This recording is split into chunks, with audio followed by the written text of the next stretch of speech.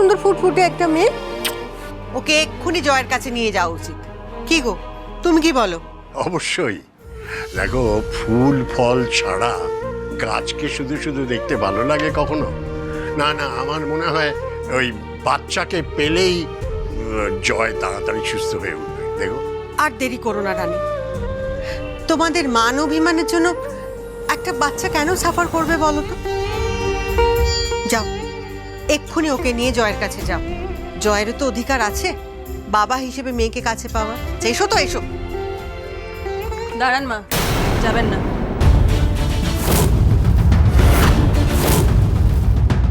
যাবে না মানে? বাচ্চা তার বাবার কাছে যেতে পারবে না? না, পারবে না কাকুমণি, যেতে পারবে না এই মুহূর্তে, কারণ সেই সন্তানের বাবা এখন সুস্থ নেই।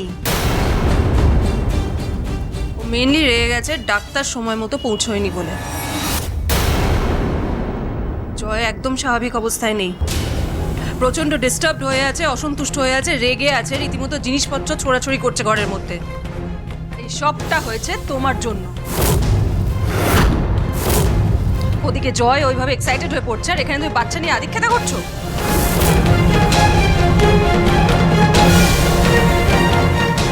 বড় বৌদি, প্লিজ দুনির সামনে এত রুডলি কথা বলো না। রানী, আমাদের আর দেরি করা উচিত হবে না, জয়কে সামলাতে হবে। তুমি শিগগিরই চলে এসো। জেম্মা বলছে তুমি ওকে একটু দেখে রাখো, আমি গেলাম। হ্যাঁ হ্যাঁ, ঠিক আছে। চলো চলো চলো চলো, আমরা খেলবো খেলবো বাচ্চা খেলবো। নাকি বাবাকে দেখতে পারবে না? এটা কি ধরনের চিকিৎসা? কোনো যুক্তি আছে বল? সেই যেহেতু কথাটা আমি বলেছি, অযৌক্তিক তো লাগবেই আপনাদের কাছে।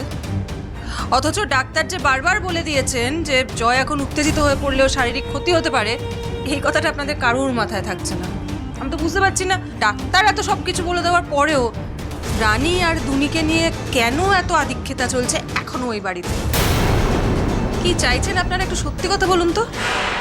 ছেলেটার জীবনটা শেষ হয়ে যাক, এটাই চাইছেন বুঝি?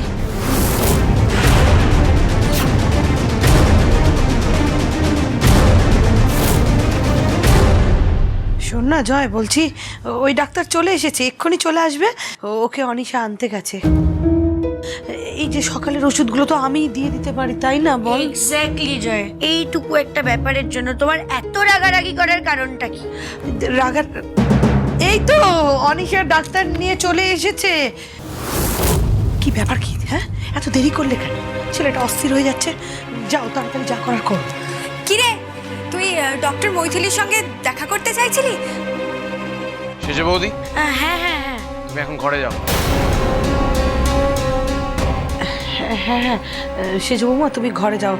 এই পোয়াতি অবস্থায় এসব জোর ঝামেলার মধ্যে থেকে লাভ নেই মা, যাও ঘরে যাও।